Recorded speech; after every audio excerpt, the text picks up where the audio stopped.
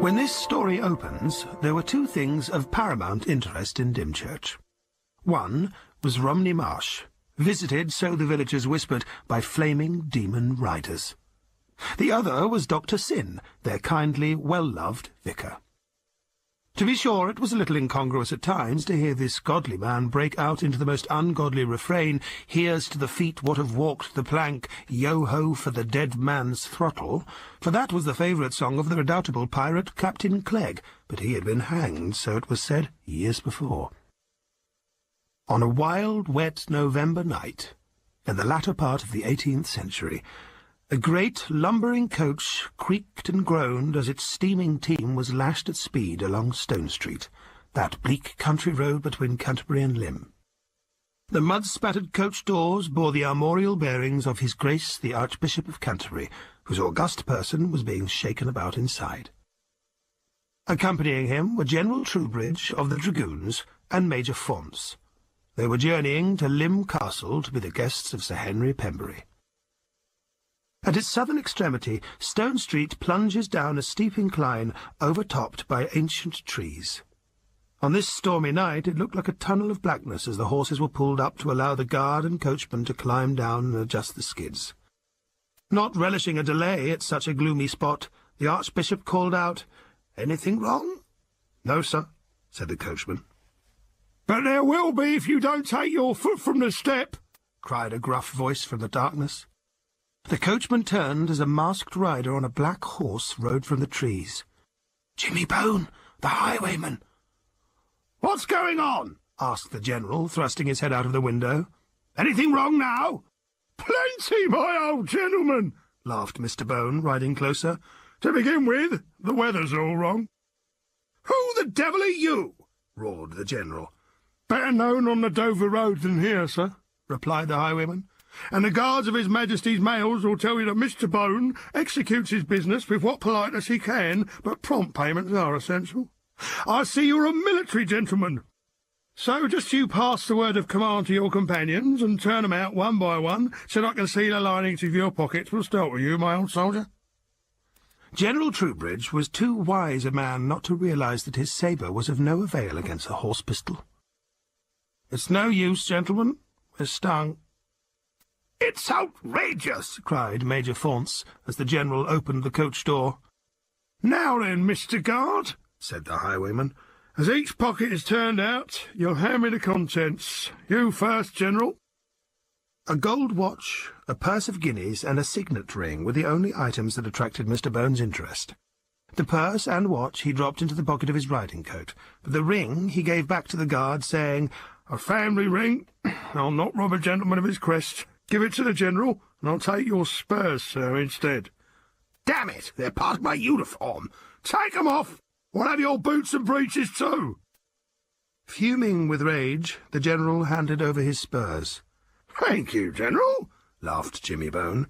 "Now inside with you. Let's see the property of the other officer." Major Faunce produced 2 purses and a gold watch. Jimmy Bone cast an inquisitive eye upon his sabre-tash. "Full of military papers, no doubt. Hand it over, my officer. Next passenger, please." When the highwayman saw his next victim's clerical garb, he uttered an oath for which he quickly apologised. "A parson, eh? An old witch once told me that if I robbed a servant of the Lord, my luck would be out. So return to your seat, sir, and thank God for his uniform that has saved your scanty purse." The delighted Archbishop turned back to the coach, but the guard sprang forward. "Mind the step, your Grace." "Grace?" repeated the highwayman. "Why, bless me, so it is. Well, sir, I'll not break my rule even for you, who no doubt carries more guineas than your military companions." As soon as the coach door was closed, Jimmy Bone gave a cheery wave, and crying out, "My compliments, gentlemen," he turned his magnificent horse and galloped into the blackness. "I shall hunt him down and attend his hanging with great relish," the General said angrily. "I wonder, sir," said Major Faunce, "could this rascal also be the Scarecrow of Romney Marsh?" The General shook his head. "It's been proved conclusively that they are not the same. However, it makes no difference now, for I swear that I will bring not only the Scarecrow, but this highwayman to book before very long. We'll see what our host has to say about it tonight. Sir Henry is a justice of the peace, and as Lord of Lymm he must, for his own honour, give us every assistance." "I'm sure he will," said the Archbishop, "and so will the Squire of Dymchurch, Sir Anthony Cobtree." "I'm not so sanguine about that, gentlemen," put in the Major. "He's apt to get very testy when outside people interfere with his rule upon the marsh. I think the wisest man to consult would be Dr. Syn, his vicar. He's always out amongst his marsh flock, and no doubt he has a great deal more confidences than the Squire." The Archbishop nodded. "I will speak to Dr. Syn myself." Jimmy Bone, meanwhile, was galloping hard along the winding roads of Romney Marsh. At last he saw the cottage he was making for. It was inhabited by an old witch named Mother Handaway. She was a harmless creature, but her cats, her cauldron, and her eccentricities caused her to be shunned by God-fearing folk. The isolation of the old woman suited our highwayman perfectly, especially as she owned a cunningly hidden stable. It was built below ground and accessed from the steep side of a dry dyke. It had been made many years ago as a smuggler's hide. Uttering a curious whistle, Jimmy Bone leapt his horse from the road across the fields. Mother Handaway heard his signal, and by the time the horseman entered the yard she had opened the secret door. At the far end of the stable the highwayman saw another black horse, bigger-boned and fiercer than his fine animal.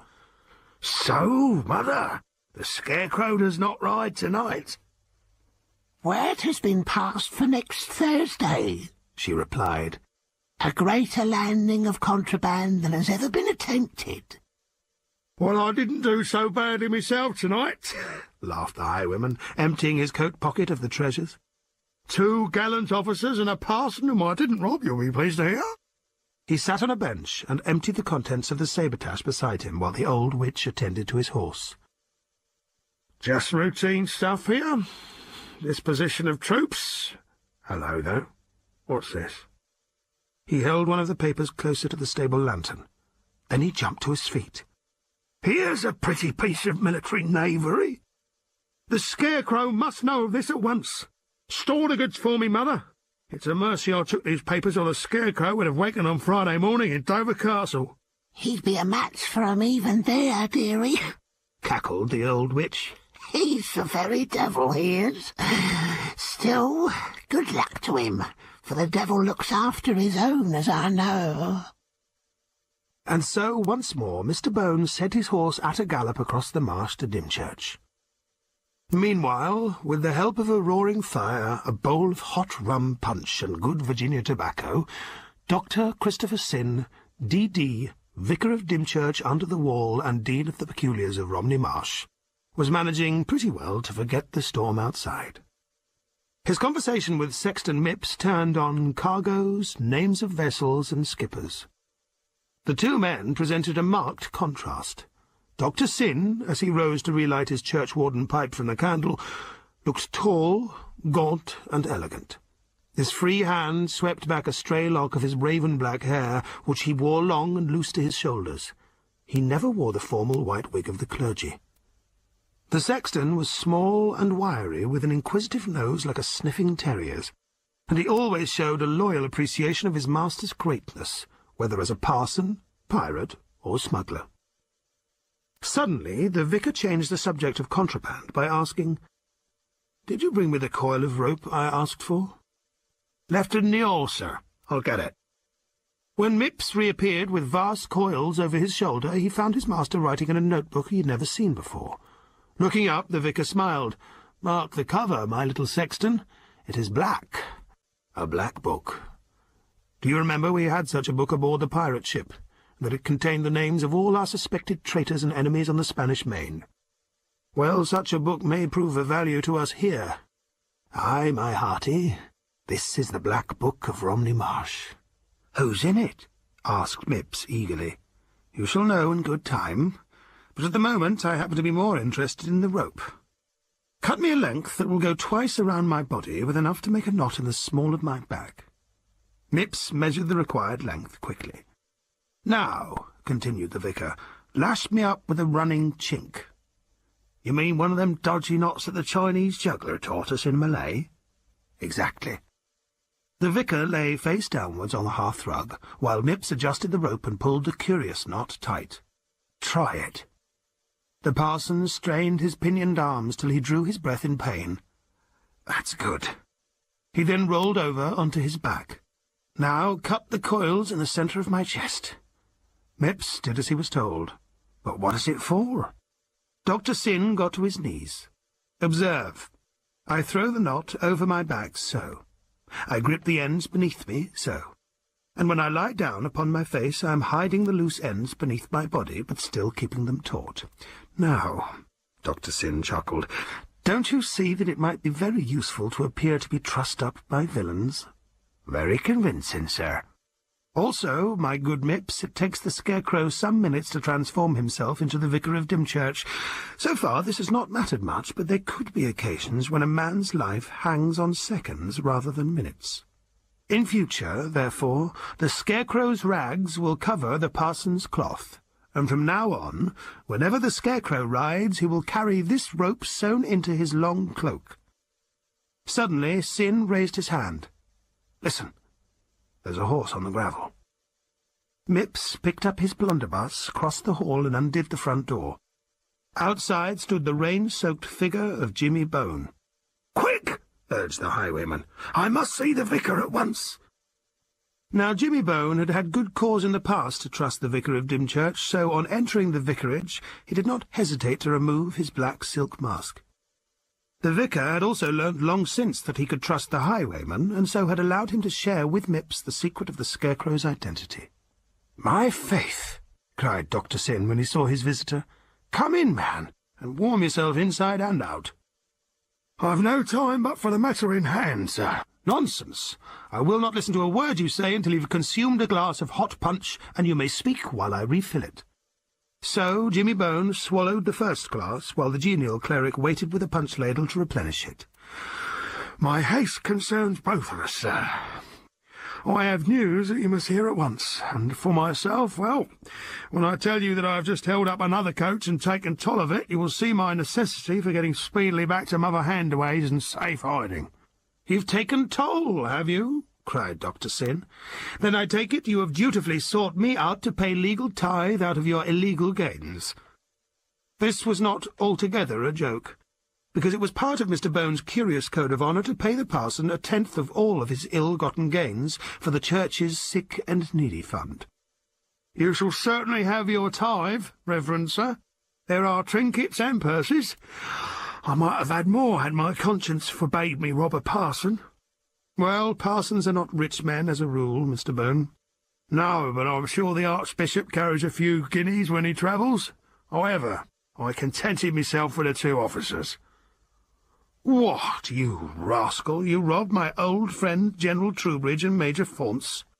"I heard they were accompanying his Grace to Lymm." "I think you've little cause to call them your friends, sir, for they were hot on your track once." "Aye, and will be again," laughed Syn. "Indeed, I have but a few minutes ago entered their names in my black book." "You are right there, sir," said Bone, handing over a document. "I robbed a major of this. Read it. Someone has betrayed the Scarecrow. The run planned for Thursday is known to the authorities, and the dragoons intend taking the Scarecrow prisoner." Dr. Syn read the document and then chuckled. A full regiment of dragoons moved from Canterbury to Dover Castle to be in readiness, eh? That shows a serious antagonism against this Scarecrow, whoever he may be. Mips and Jimmy Bone exchanged a wink. "But you can stop the Thursday run, I take it?" said the highwayman. "Oh, I do not think the Scarecrow would do that, do you?" replied the doctor innocently. "No, but if you will return me the trinkets and the money so that I can take them to the General, I will not only see to it that you are compensated for your loss, but will be told the exact plans they are about to make."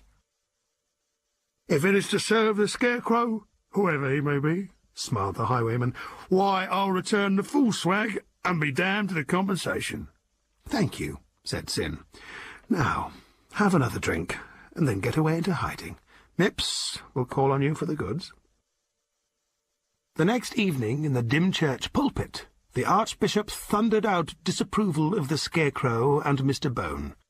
He urged strongly that it was the duty of every law-abiding citizen to assist the authorities in bringing the rascals to justice, and practically accused the congregation of being in a position to do so. Sir Henry Pembury, who accompanied the Archbishop with General Troubridge and Major Faunce, went even further, for during supper at the courthouse he lost his temper and stated that their host, Sir Anthony Cobtree, if not an actual participant in the smuggling, was at least sympathetic.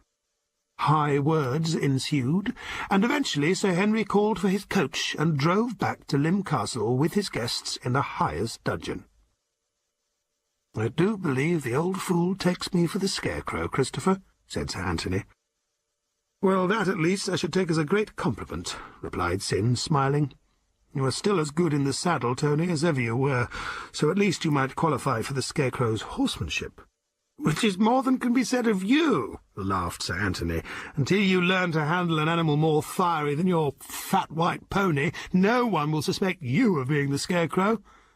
The vicar laughed too, thinking of the great fierce beast called Gehenna, which the Scarecrow rode, and which the squire could never have managed.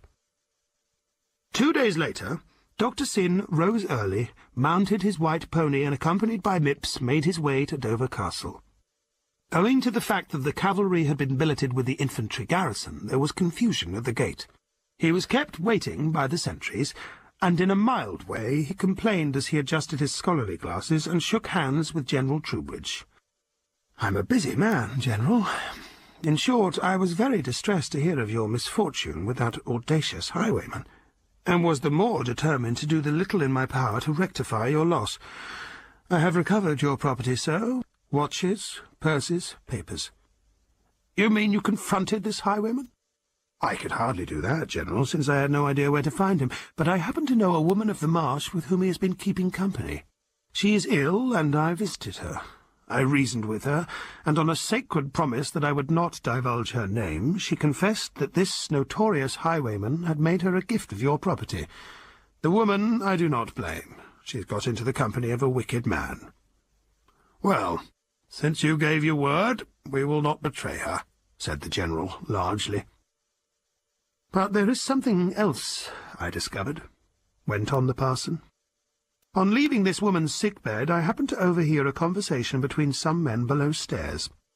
In brief, sir, the robbing of your papers has informed the smugglers that you know the intended headquarters of the Scarecrow for the run of contraband, planned apparently for next Thursday. How you knew about this run is no business of mine. But I'll tell you. I got in touch with a certain man whom I strongly suspect has been a smuggler himself. On the promise of a 50-guinea purse for the King's protection, he betrayed this Scarecrow, telling me that his headquarters are to be at Wallen's barn."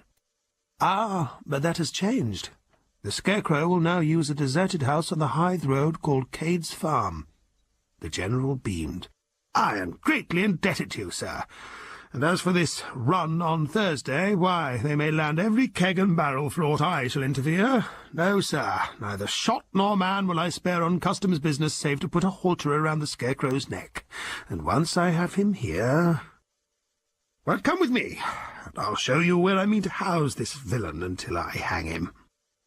The General led Dr. Syn to the top of the castle to a large, bare room with a great window devoid of glass. "This will be the Scarecrow's prison." "Those iron bars are very wide," remarked the doctor. "A thin man might well squeeze through them." The General laughed. "It would but save the hangman. Look." Dr. Syn climbed onto the window-sill and peered down through the bars. "What a height!" he shivered. "Never had a head for them myself. It would be an unpleasant drop, certainly. I shall post a sentry in the courtyard, and another outside this door."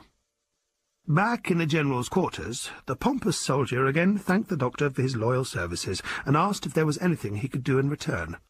"Well, yes. I should like to visit this Scarecrow, if he is caught.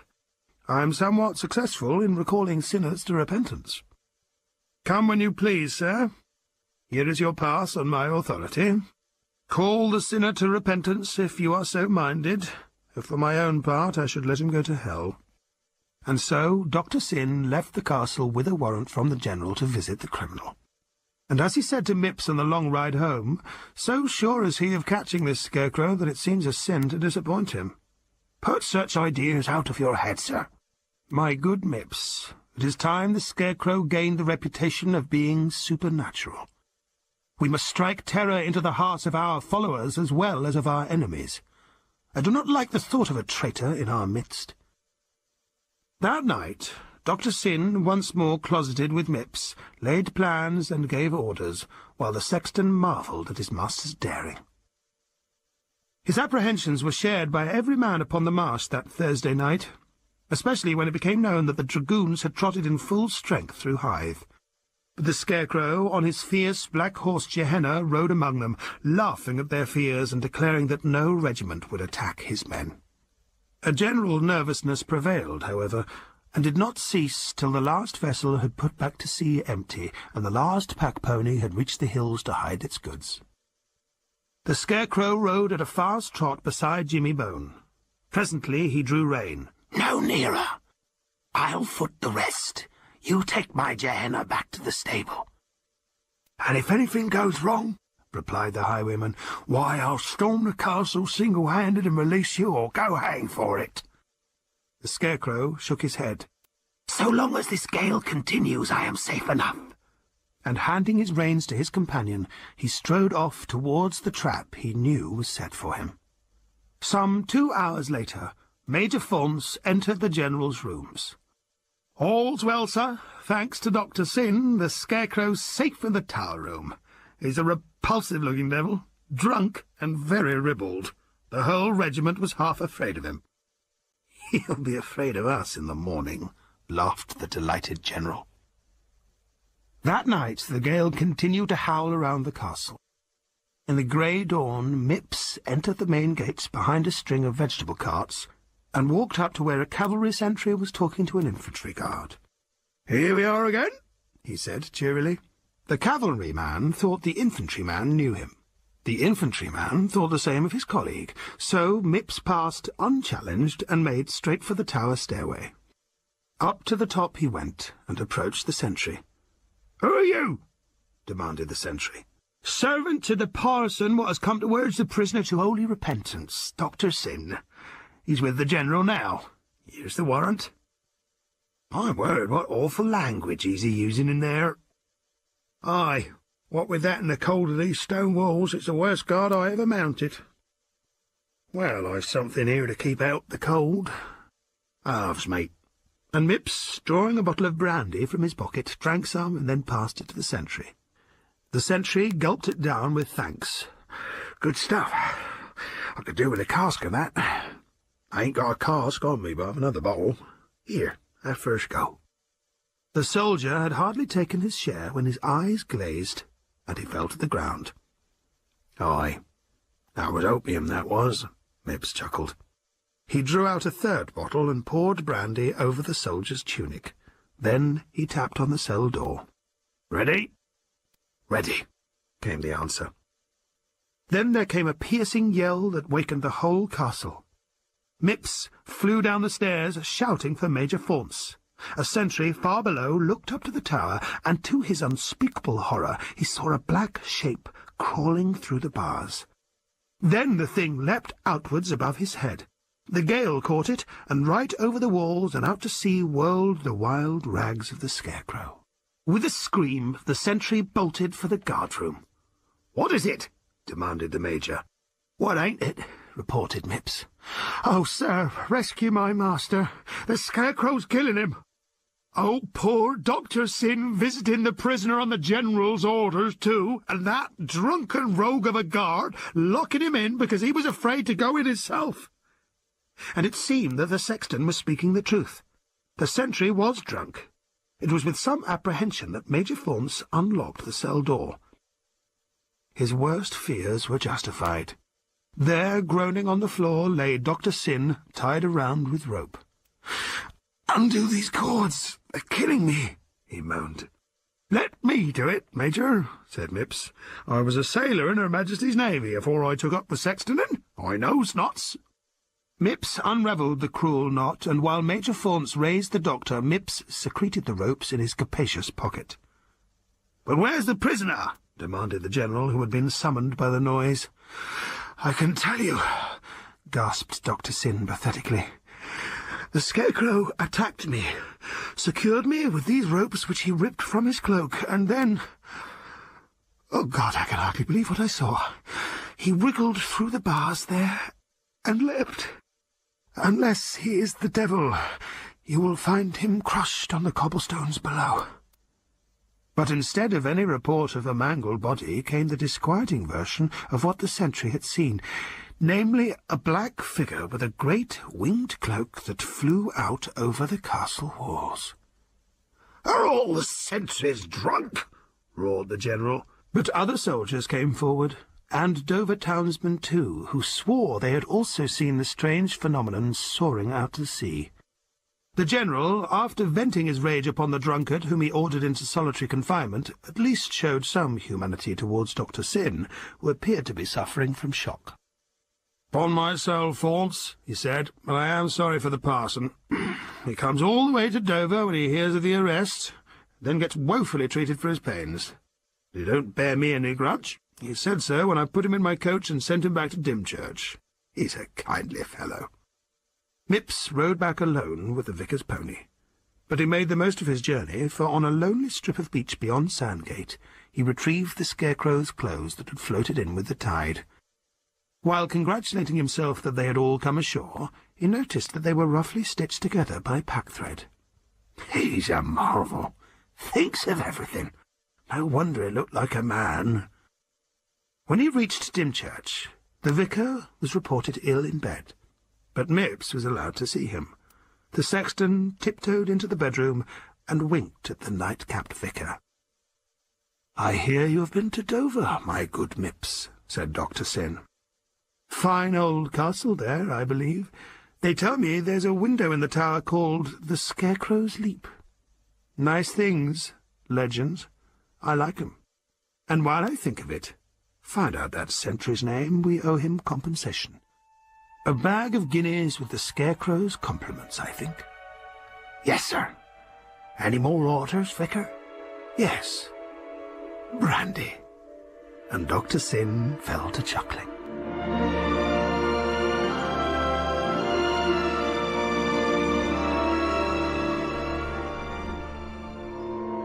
The news of the Scarecrow's sensational escape from Dover Castle spread rapidly, and, as Dr. Syn had conjectured, there were many who attributed supernatural powers to the mysterious leader of the Romney Marsh smugglers.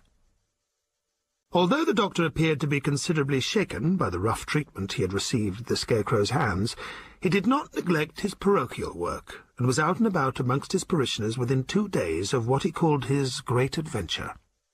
He chuckled with Mipps about the sympathetic inquiries he received from everyone.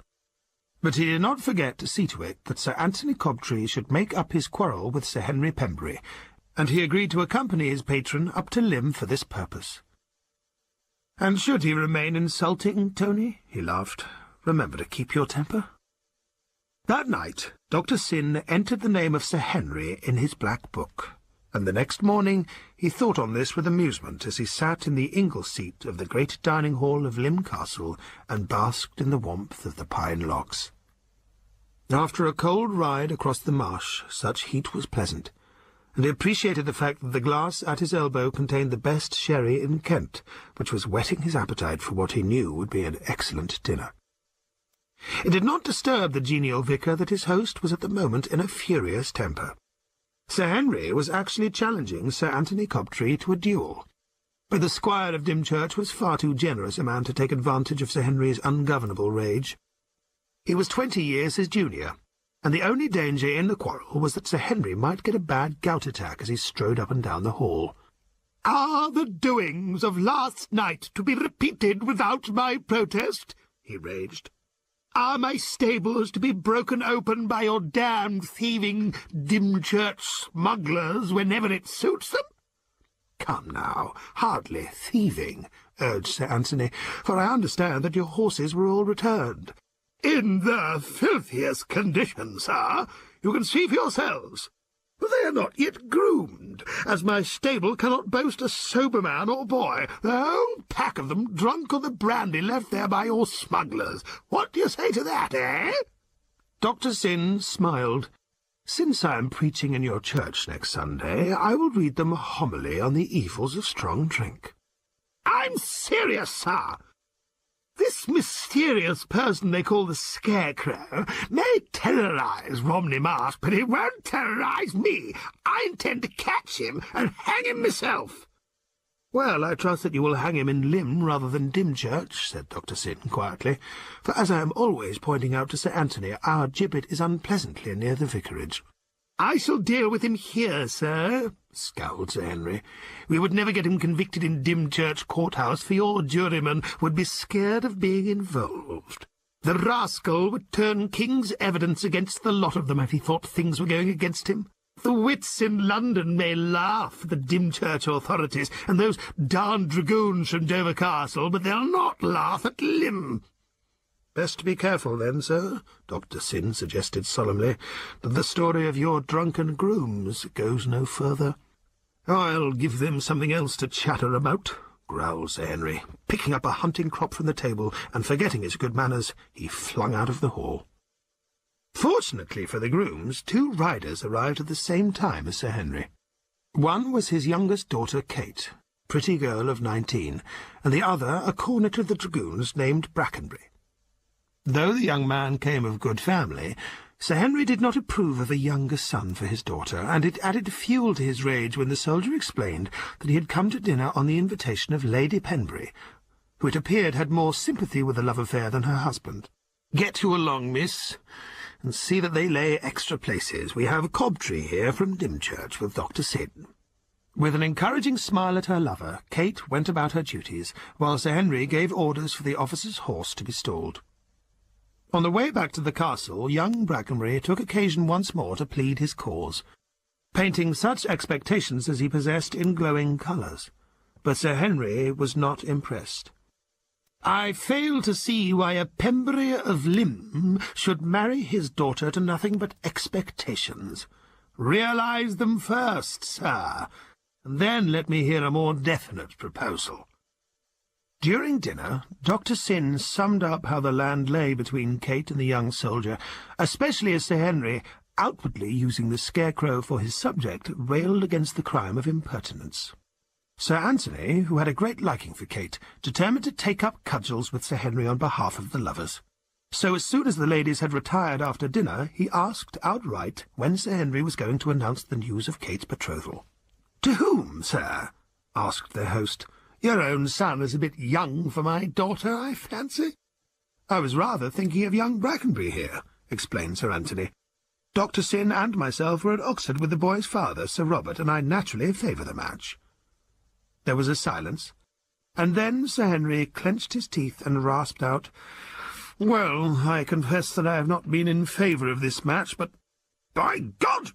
And he brought his fist crashing down to the table. "Yes, by God, I'll give Mr. Brackenbury a chance. The day you bring this infamous Scarecrow into this room, bound, and hand him over to me as my prisoner, you shall marry my daughter. These gentlemen from Dymchurch are my witnesses, and they will tell you that my word is my bond and is never broken. However, if you fail, as you most certainly will, why, then will be the time for me to tackle the rascal myself, and he will not make a laughing-stock of me, as he has of the dragoons." Thus was the bargain struck before witnesses, who felt no more confidence in the young man's chance of success than he did himself as he rode slowly back to Dover Castle. That night, in the fastness of the vicarage, Dr. Syn entertained Mipps to a plentiful allowance of excellent French brandy, upon which no duty had been paid. "I find, my good Mipps, that as one gets older, one develops a very tolerant sympathy towards the young." Dr. Syn thereupon recounted the plight of Cornet Brackenbury and what had occurred at Limb Castle. Mipps shook his head and winked. "Well, we'll never capture the Scarecrow, that's a certainty." "You stood by me in tighter corners, Mipps," the doctor replied solemnly. That young man is going to take the Scarecrow as a prisoner to Sir Henry at Lyme Castle, see? Now, get me the dispositions of our next run. Let me see. Next Thursday, isn't it? For the next 2 hours, Dr. Syn and Sexton Mipps pored over detailed lists, checking cargoes, commandeered stables, guards, and signallers. When this was completed, the doctor ordered Mipps to leave him, as he had many plans to work out in order that the young cornet might win his bride. "So you've made up your mind to let yourself be captured?" asked Mipps anxiously. "We must help these young people. Not losing your nerve, I hope?" "Not so long as you don't lose your head." The next day, Dr. Syn rode to Dover Castle with a requisition signed by Sir Anthony Cobtree for an officer and 10 troopers to assist against a possible outrage by smugglers believed to be attempted on the following Thursday. No senior officer wishing to meet with the like disaster that had befallen their General and Major Faunt so recently, it was simple enough for young Brackenbury, on a hint from the good doctor, to get appointed to the command. To the young officer, Dr. Syn was convincing. "If you will pledge me your word of honour to obey me to the letter, I, in my turn, will promise that you shall take the Scarecrow as a prisoner to Sir Henry. Such orders as I cannot give myself will reach you by the mouth of my sexton, Mr. Mipps, but to no one else must you pay attention, or you will fail." The young man was prepared to promise anything to achieve such ends. "But how is it, Dr. Syn, that you, a parson, can come by such information?" "By reason of being a parson, and the friend of all, the shepherd of the black sheep as well as the white. And I shall do my utmost for the poor sinner when he is taken." "What a very saintly man," thought the cornet. On Thursday evening, on orders received from Dr. Syn through Mipps, young Brackenbury bivouacked horses and men beneath the cover of trees at the foot of Lyme Hill. In due course, and under cover of the misty darkness, arrived Mipps, driving a farm cart full of bundles of old clothes, which he commanded the men to unpack. "Dress your men in these old rags like the night riders," he whispered to the young officer. "Then no one's a-going to question us." Then, leaving the horses tethered with one of the men, Mipps crawled along under the cover of the dykes, followed by Cornet Brackenbury and his 9 men, dressed in ragged clothes and their faces blackened with gunpowder. At last they halted, crouched, and waited. There was no doubt that there was a great activity going forward. In the weird marsh light, spectral horsemen galloped. Gunpowder flashes kept on signalling. Weird cries were uttered and answered. "Keep still! Keep hid!" enjoined Mipps. A cavalcade of ponies, some 200, passed, all carrying kegs. Presently Mipps whispered to Brackenbury, "If you wants to see the Scarecrow, follow me. But leave your men here quiet till we wants them for the arrest." After traversing many dykes, Mipps halted and invited the officer to peer over the top. "The Scarecrow!" Brackenbury looked cautiously and saw, in the centre of a dyke-bound field, a tall, gaunt figure dressed as a scarecrow, dispatching messages. A great black horse was tethered to a post behind him. "That's him," whispered Mipps. "Keep him covered with your pistol. I'll go back for your men. Then, when he's alone, we've got him." A few minutes later, Mipps and the troopers with blackened faces were alongside Brackenbury. And then, suddenly, the Scarecrow was alone. "Now!" whispered Mipps. Brackenbury was proud of his men. The Scarecrow, who leapt onto his horse, was captured before he could ride clear of them. He admitted his identity and asked where he was to be taken. On being told Lyme Castle, he swore under his mask and turned on Mipps. "So it was you who betrayed me, was it? You dirty little body-snatcher!" "Don't you call me names!" cried Mipps. Piloted by Mipps, they soon reached the trees where the horses were tethered, and after 10 minutes' riding, Brackenbury was thundering on the castle doors. Their arrival was most opportune, for the Lord of Lyme had been roused from his bed with the news that the smugglers had once more borrowed his horses, and that the stable-boy on guard was bound and gagged in the hayloft. Sir Henry had roused the castle in his rage, so that Lady Pembury and her daughters witnessed the triumphal entrance of the prisoner under Brackenbury, whom Miss Kate recognised despite his weird disguise. Gad, sir, I'm proud of you. Kiss him, Kate, and I applaud your choice, cried the delighted old man. Now, son-in-law, leave your men here to guard the Scarecrow in the dungeons, and you ride hot haste to Dymchurch and arouse the squire. We'll unmask this rascal in his presence. Oh, I'm the happiest man in Kent. Off went the delighted Brackenbury, and off to bed went the ladies. And now, you scoundrel, snarled Sir Henry, you shall taste the dungeons of Lim Castle till the gallows is prepared. Oh, I think not, rasped the Scarecrow. One cry and you are dead. I prefer you to be the laughing-stock to me. Sir Henry was certainly not the happiest man in Kent next morning when 9 unhorsed, disguised, and disgruntled dragoons, in company with a distracted Brackenbury and an amazed Sir Anthony, found him in his brocaded dressing-gown, lashed to the gibbet-post of Dymchurch, with an inscription nailed above his head, "A laughing-stock by order of the Scarecrow." When Mipps was rated, he protested, "Well, I did my best.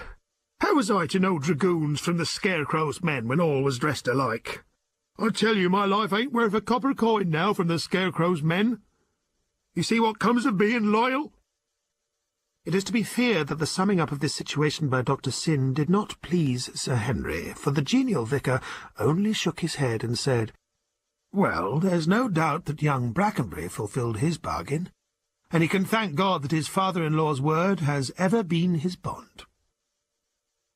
It wanted but a week to Christmas when Mrs. Waggetts, the widowed landlady of the Ship Inn at Dymchurch, sent a message to the coffin shop that there was a stranger in her bar, and would Mr. Mipps be so obliging as to step along and cast a look at him. Now, any man not born and bred upon Romney Marsh was looked on as a foreigner and distrusted accordingly.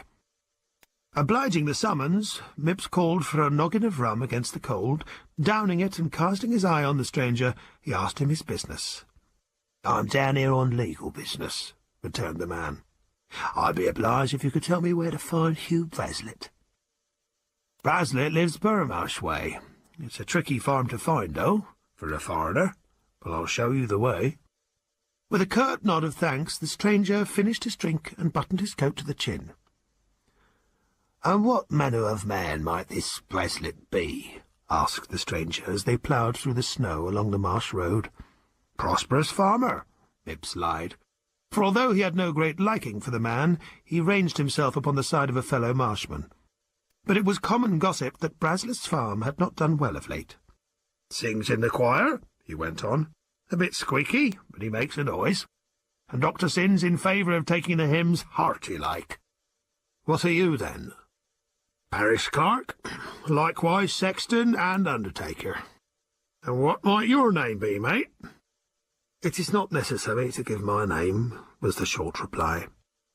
And so, in silence, they came to Brazlett's farm and saw the owner crossing the yard.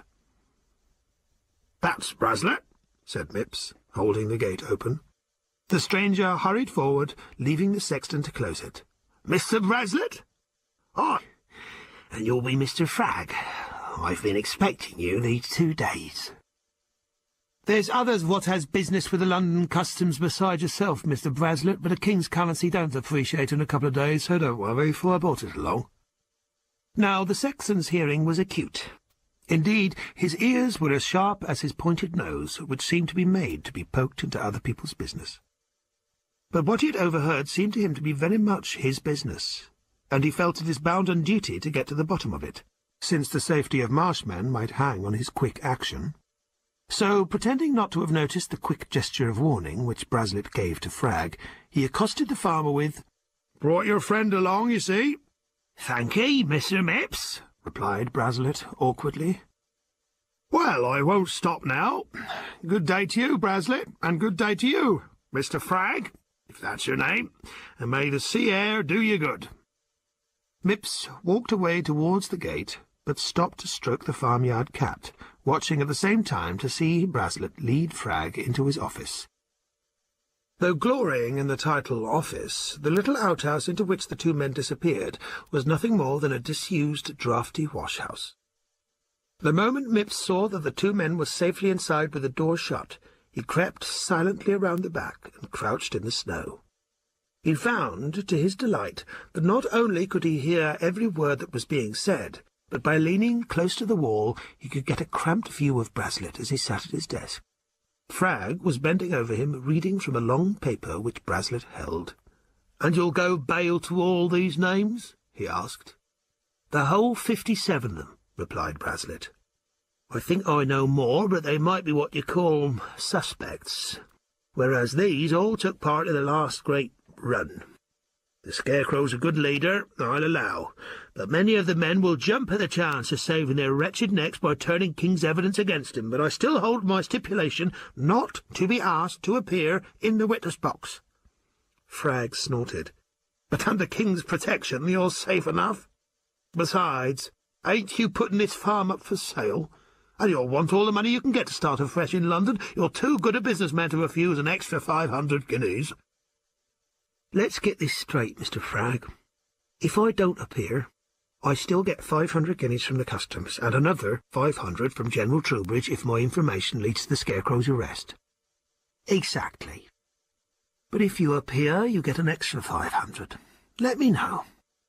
I'll lie tonight at the Ship Inn, and tomorrow I'll go to Dover Castle with this list."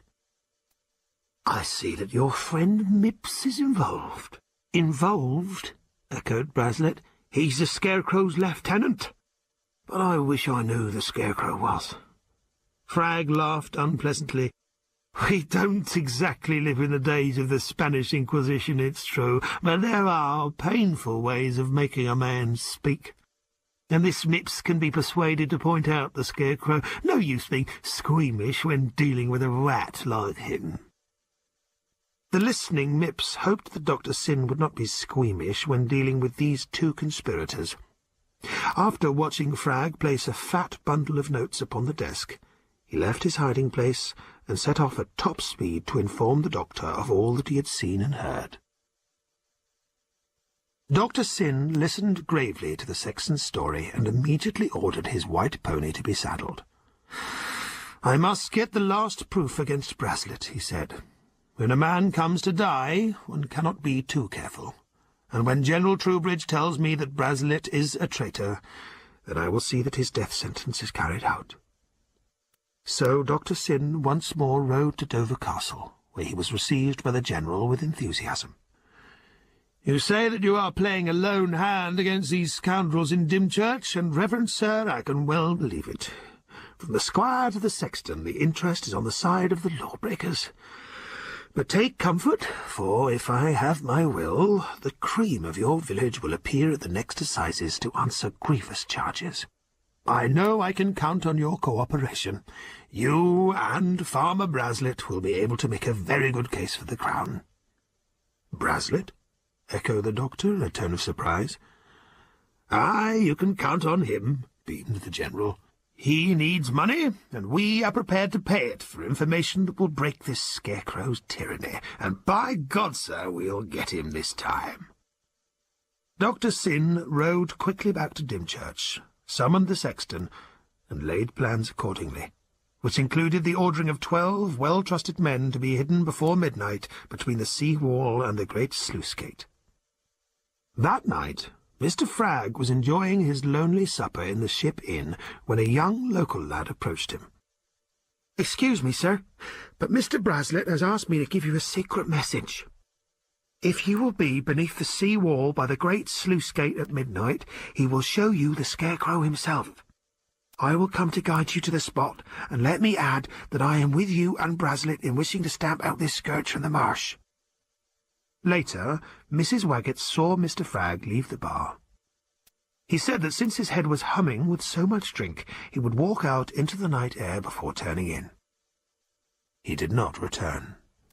The landlady went to bed, saying, "I'll not keep awake on the whim of the foreigner. He can knock if he wants to." Her sleep was not disturbed, for the next morning the body of the foreigner was found in the mud-banks of the sluice, and it was perhaps significant that not a paper was found in his pockets. The inquest upon the stranger did not materially depress the community of Dymchurch. since it occurred during the festive season. Foreigners should not drink heavily and then attempt a midnight walk, not knowing the dangers of open sluices. Dr. Syn had other matters to depress him. He took it very badly that Hugh Braslett, his pattern parishioner, as he called him, was selling his farm and leaving for London. The vicar went from house to house persuading his flock that they must give good Braslett a substantial purse as a token of the respect with which he was held. "There is to be the annual junketing on New Year's Eve in the Tithe Barn," he said, "and the squire has graciously consented to present Hugh Braslett with our good thanks and wishes." The whole village was invited to the party at the squire's expense. Mr. Mipps was fully occupied, what with knocking up Fragg's coffin at the charge of the customs, and directing the decorations of holly and mistletoe in the roof of the barn. And what a party it was that night! There was supper and dances, games, and the Mummer's Mask performed on a temporary stage erected by Mr. Mipps for the occasion.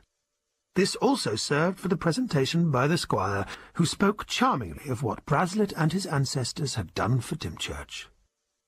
Braslett sat in the centre of the stage, while Dr. Syn, seconding, called him a good and faithful servant and wished him good luck in the new sphere of life to which he had been called. Then the vicar clapped his hands, upon which signal the fiddles, oboe, and drum began to play, and from all corners of the stage there danced on a singing chorus of girls. Each girl untied her sash and bound the embarrassed Braslett to his chair, singing, "You shall not leave us, we've tied you to the parish with the sashes of our hearts." Poor Braslett blushed, but all was taken in good part until the diversion happened. A great Yule log was blazing on the open hearth, and suddenly, and presumably done by some practical joker, a bucket of water was thrown down the chimney. With a mighty hiss of steam, the log went out, and as the vicar was sternly rebuking the jest as in bad taste, a woman chanced to look up at the ceiling. She screamed as she pointed, for she had seen two blackened hands appear through a hole in the ceiling, feeling down towards the hook that held the tallow lights. Before the rest had a chance to follow her pointing fingers, those black hands unhooked the light and dropped it, full weight, upon the floor beneath. The barn was in darkness. Women screamed and overturned the benches. Children cried out and men swore. Above the uproar came the loud but calming voice of Dr. Syn, exhorting them not to panic, for he would find candles if only everyone would keep still. Everyone obeyed. Nobody moved. But almost immediately, out of the darkness, there arose a scream not of this world, an unearthly sound that seemed to dwindle and gurgle down to hell. Again Dr. Syn's voice cried out, "Whoever it is a silly trick." "A silly trick?" echoed a ghastly, raucous voice in reply. "It is no trick, reverend fool. I put out the fire on purpose. I let crash the lights for the same purpose. My name and 57 good men's names were betrayed by that cowardly villain Braslett whom you delight to honour. But it is I, the Scarecrow, who have seen that he has paid the penalty. Now, Dr. Syn, you may light your fresh candles and look upon smugglers' justice. Goodbye." At this there was a great screaming, pushing, and trampling in the dark, but above it arose still the brave, calm voice of Dr. Syn calling for a tinder-box. After some considerable delay, a light was procured, but on the first candle flame that leapt from it, the panic broke out worse at the sight which met terrified eyes. Above the stage in mid-air swung the sitting body of Hugh Braslett. The forelegs of the chair to which he had been bound by the girl's sashes revolved slowly, suspended by the running noose that was round the dead man's neck. The Scarecrow had done his work quickly and well. When Braslett's body was cut down, life was extinct, and the presentation purse had disappeared from his clutching fingers.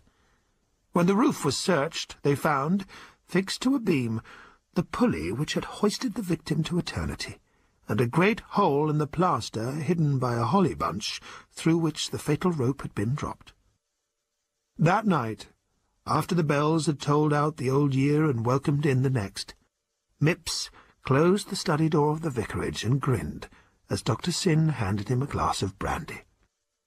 "It was a good thing, Vicar, you thought of that bucket of water for the fire. Me and the lads couldn't have done the murder in firelight." Dr. Syn smiled as he sipped his brandy. "It is always a good thing, my good Mipps, to think of everything in an emergency. Happy New Year."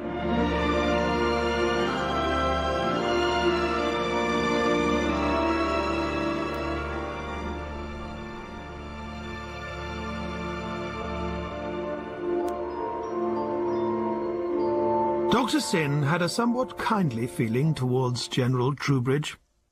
The old soldier had been made a laughing-stock for having allowed the Scarecrow to slip through his fingers so many times, and no one delighted in this more than his brother, Admiral Troubridge, who was in command of Channel Defence aboard the Vengeance. At last, however, the General found a means to point back the finger of scorn, for a certain Captain Delacroix, commanding a French privateer, had for some months taken heavy toll of British shipping. Dr. Syn, meeting the brothers at dinner, jocularly suggested that the Admiral should employ the Scarecrow to catch the privateer, affirming that his mysterious and notorious parishioner, having never yet lost a smuggling lugger, must possess something of a nautical genius. "I'd like to catch the Scarecrow," the Admiral had replied, "just for the satisfaction of sending him in irons to my brother's dragoons." And then came the news that Captain Delacroix had captured the contraband cargoes of 2 luggers trading for the Scarecrow. "Well, if this is true," chuckled Dr. Syn when he next met the Admiral, "then you've no more cause to worry over this Frenchman, for, believe me, the Scarecrow will not tolerate being robbed. There will be quick reprisal." And that very night he sat with Mipps in the vicarage study. On the large oak table was a chart of the Channel. For a long time the vicar made notes and calculations. "The Greyhound is the boat for the purpose, Mipps," he said at last. "She's clipper-built and fast. But she's only got 2 guns, while the Froggy carries 14. If the Froggy, as you disrespectfully call him," smiled Syn, "expects me to lay alongside, he's mighty mistaken, for I am not such a fool as to give him a broadside target. Neither do I intend to give Admiral Troubridge a chance of broadsiding the Frenchman. That would not be sportsmanlike." "What's old Troubridge got to do with it?" "Oh, I'm taking him along to see the fun. You, Mipps, will be dressed as Hellspite, I as the Scarecrow, and a double crew as night riders. And if I give the Vengeance men a lesson in navigation, I shall expect you to give them one in gun-laying." "Aye, aye, sir. Just like the old pirating days," chuckled Mipps. "But remember, the Admiral said he'd send the Scarecrow in chains to his brother." "Be easy, my good Mipps. The only risk in this adventure is that we will have the flagship as our escort. But against that risk I gamble that the Admiral will first wish to capture the Frenchman and the Scarecrow afterwards. Now then, give me some brandy, and we'll lay our plans." A few days later, the Admiral, in response to Dr. Syn's request, was graciously pleased to show the learned cleric over his flagship. The vicar greatly amused him with his innocent questions and his terror of rope ladders. It was when they were in the Admiral's cabin that the old sea-dog picked up a letter from his chart table. On inquiry, no one seemed to know who had placed it there. Certainly the parson, with his naive questions, was never suspected. Dr. Syn continued to gaze through his spectacles at the wonders around him, till the Admiral roared, "Of all the impertinence!" "What?" asked the parson. "You're a Romney Marsh scoundrel," roared the Admiral. "Listen! Sir, tomorrow night I will be lying off in a fairway opposite Dover Harbour, with my bow down channel. I will signal you with a flasher. 3 long and 2 shorts till you reply. If you will follow my stern lantern, which will be orange and at 2 cables' length, I, the Scarecrow, will show you that I can capture this impertinent Frenchman Delacroix, and I will hand him over to you as a prisoner, so that he cannot rob me of any more contraband. Now, Dr. Syn, did you ever hear such bragging nonsense in your life?" Ragging? Well, I don't know. But upon my soul, cried the Admiral, I shall go, and if you've a mind, sir, why, tomorrow night I'll give you a berth aboard the Vengeance, and you shall see the fun too. Dr. Syn shook his head. Oh, no, sir, I am too fond of peace, and of the land, too.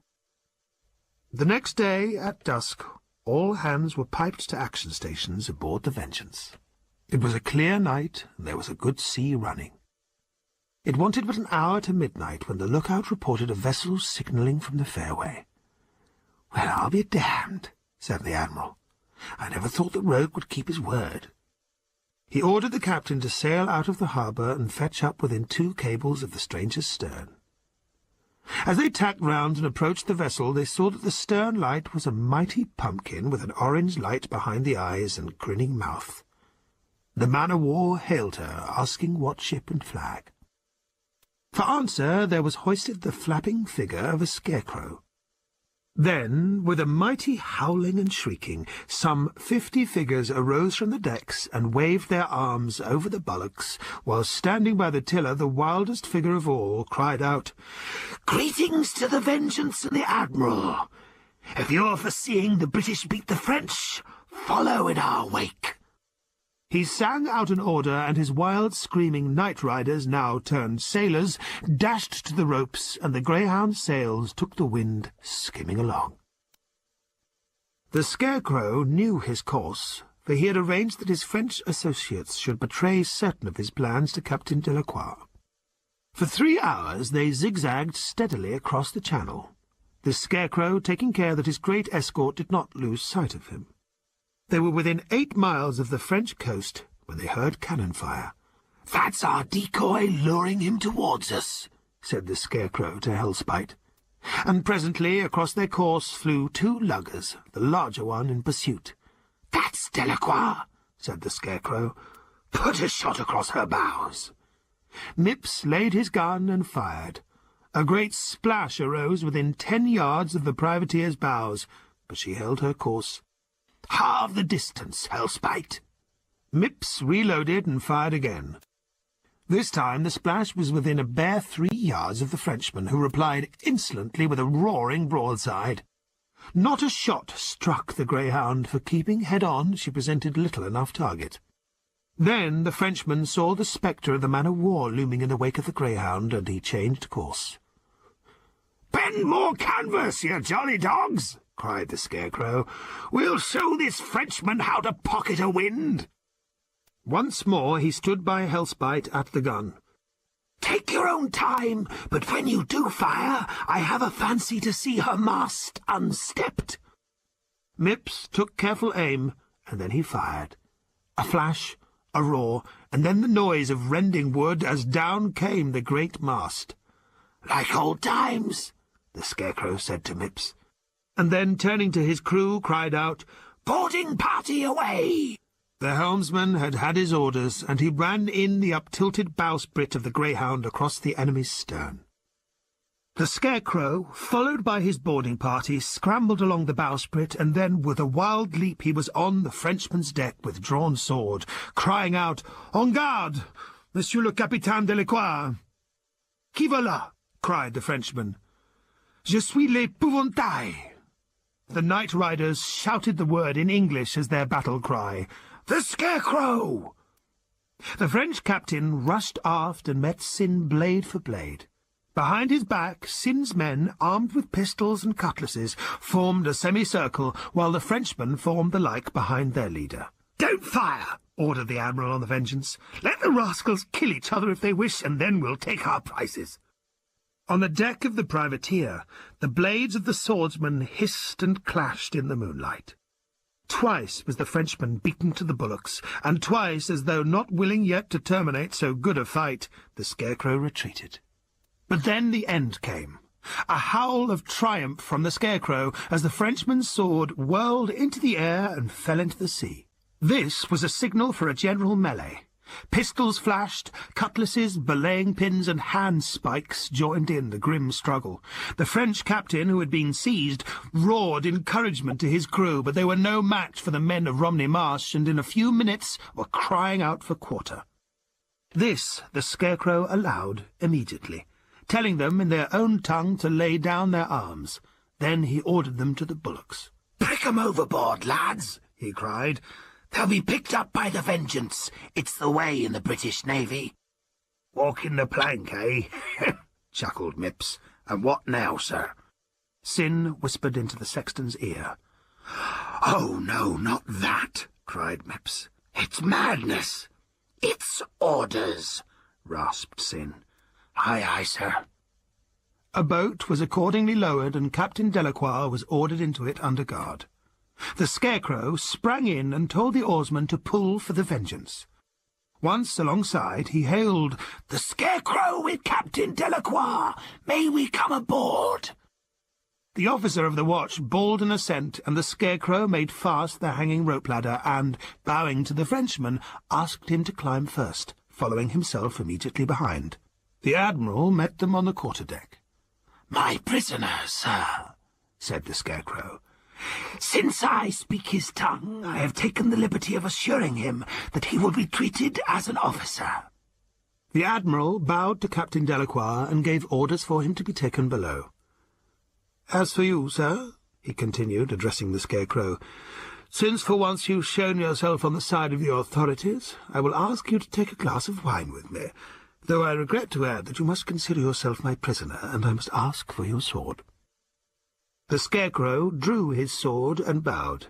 He heard the noise of cutlasses being drawn behind him. "I regret I cannot drink with you, Admiral, as time presses. But within the week I'll return to inquire after my prisoner, and then I will very gladly drink your good health." As he spoke, he bowed and backed. Then, turning like a tiger, his sword met the drawn cutlasses behind him. One sailor dropped his, with blood streaming from his forearm, and the other blades were turned aside as the Scarecrow leapt overboard. Admiral, officers, and men rushed to the side, while a marine raised a musket. "No firing!" cried the Admiral. "'Fore God, I'd rather look a fool ashore than shoot a brave man swimming." Meanwhile, with strong strokes, the Scarecrow was seen cresting the waves and being hauled aboard his boat. "A bite ship!" roared the Admiral. "Then give 'em a warning shot, and if they don't heave to, after 'em." But they were reckoning without Mipps and his knowledge of the sea. He had been very busy in his master's absence, so that by the time the great man-o'-war swung round, the Scarecrow was aboard the Greyhound, which, full canvas set and a cable towing the disabled privateer in her wake, was gathering speed. "Good little devil!" cried the dripping Scarecrow, clapping Mipps on the back. "We'll slip the cable if necessary, but we'll find a privateer a useful addition to our smuggling fleet. We've got the start, and we'll keep it as long as we stay out of the line of fire." Only once did the guns of the Vengeance roar out after the warning shot, but the salvo fell short, and the flagship returned to Dover next day with the prize of just a French captain and crew. A week later, Dr. Syn once more looked up the rope-ladder that hung from the side of the Vengeance. He turned, however, to one of the sailors who had rowed him out. "You don't expect me to climb up that thing, surely?" "What's a... Hi there!" he called to the watch. "Let down the Admiral's cradle. The reverend gentleman don't like ropes." Down came a cushioned chair. Dr. Syn was strapped in and hoisted onto the deck and conducted to the Admiral, who told him that the Scarecrow had swarmed up that very rope-ladder with a heavy swell running. "But for all that," said the Admiral, after recounting his adventure, "I am disappointed in the rascal. He told me he would take wine with me within the week. Well, he won't come now, but let me pour you a glass." "I rather suspect he was just bragging, don't you, sir?" "Aye, he'd never dare come aboard and drink with me." "Well, in his stead, let me drink your very good health, sir," replied Dr. Syn, who at least had the private satisfaction of knowing that the Scarecrow was no braggart, but he wisely kept such knowledge to himself. In the days of Dr. Syn, few villages could boast of more prosperity than Dymchurch under the wall. The vicar himself was a man of some means and very generous, and Sir Anthony Cobtree took a personal interest in his tenants' welfare. Yet none knew better than the squire and the vicar that the chief local benefactor was the notorious Scarecrow. The leader of the Romney Marsh smugglers was a considerable employer of labour, putting plenty of money into the Marshmen's pockets. Therefore, a poor man on the marsh was looked upon as either lazy or untrustworthy. Such a man was Cregan, a powerful brute who preferred drinking money to earning it. He was a small part owner in a sailing vessel with 2 Evendons, one of whom, John, had married Cregan's sister. John and his brother Edmund were smugglers as well as fishermen, but they had no liking for the Scarecrow's gang and preferred to go their own way.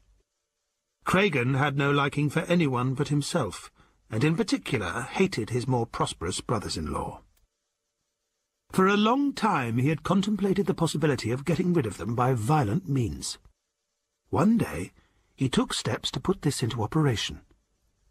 Thinking that his sister had gone to Folkestone with her husband when she had only gone to market, she walked into her bedroom and discovered him dressed in the Sunday suit of her husband. "What on earth are you doing?" she demanded angrily.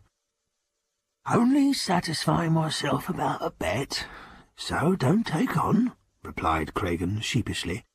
"A lying rogue at the Ship Inn told me that your John was a finer set-up man than myself, and that his clothes would flap around me. I just thought I'd prove the man a liar by trying on John's suit, see?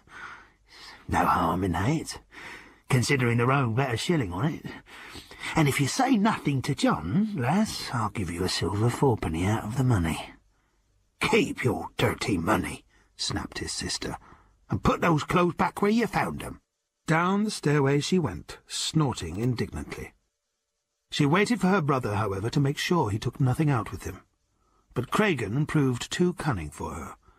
Wanting the clothes for another purpose, he tied them in a bundle and dropped them out of the window. Then he came downstairs, saying, "There you are, lass, no harm done." When she shut the door after him, he collected his bundle without being seen.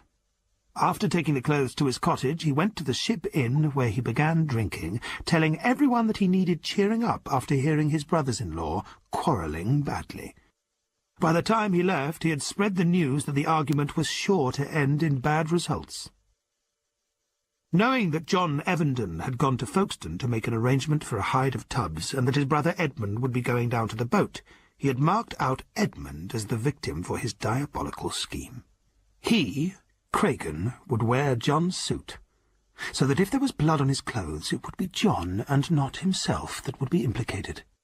He knew Edmund's habit of bringing the nets down to the cabin, so he cut away 3 rungs of the ladder, and with his knife ready, waited for Edmund to stumble down.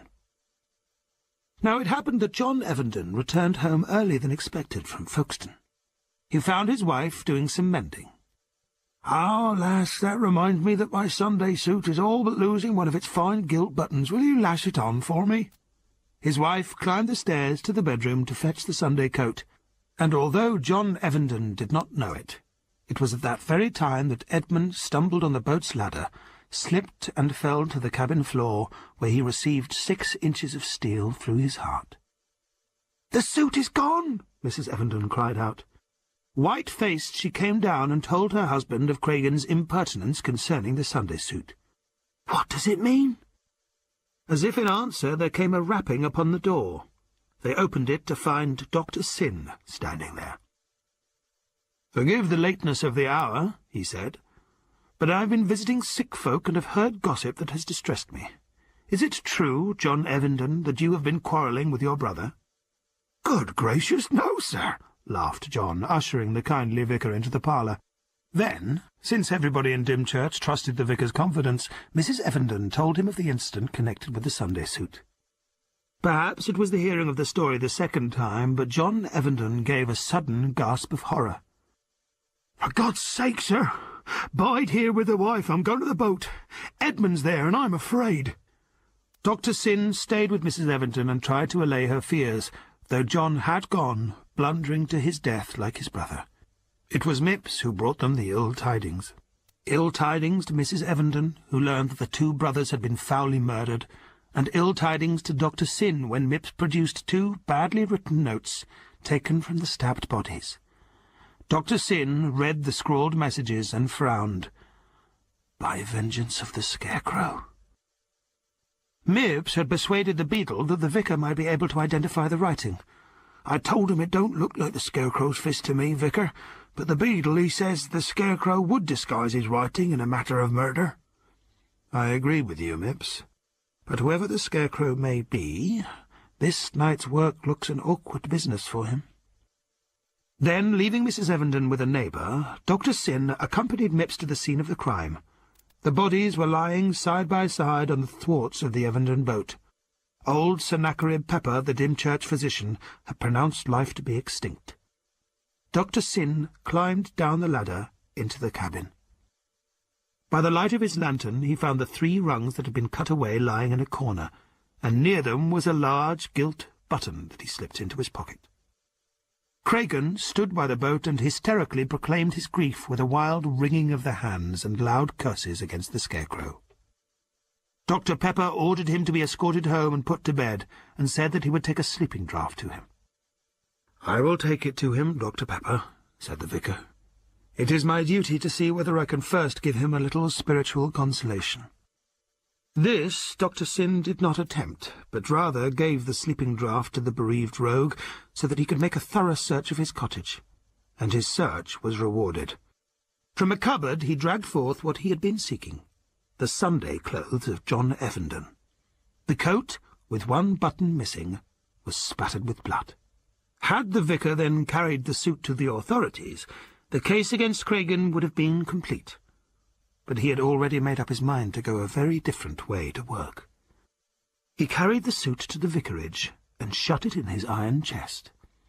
"And now, my good Mipps," he said, "you must spread the news to the night riders that the Scarecrow did not do these murders, but that he knows who did, and that he will mete out his own punishment." At the inquiry, which was held at the courthouse, Dr. Syn gave a simple evidence, but failed to say anything about the Sunday suit.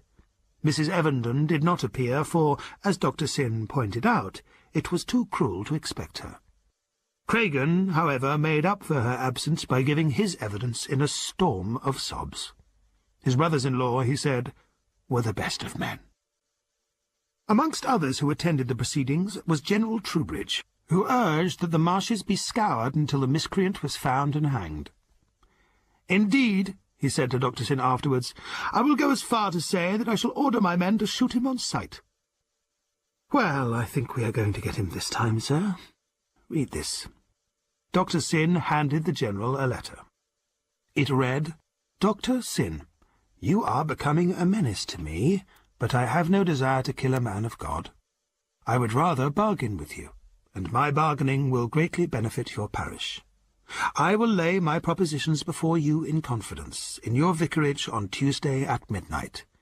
There is no need to add that any treachery on your part will be met with the direst reprisals. The Scarecrow." When Dr. Syn unfolded his plan of dealing with the situation, the General was so delighted that he detailed Major Faunce and a troop of dragoons to put themselves under the vicar's orders.